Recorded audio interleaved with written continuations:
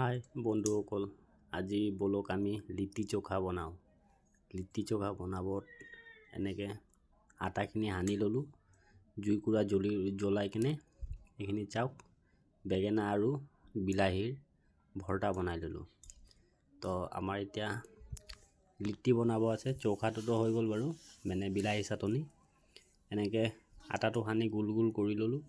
তাৰপিছত এনেকৈ দকদকীয়া অঙঠাত গাঁত খানি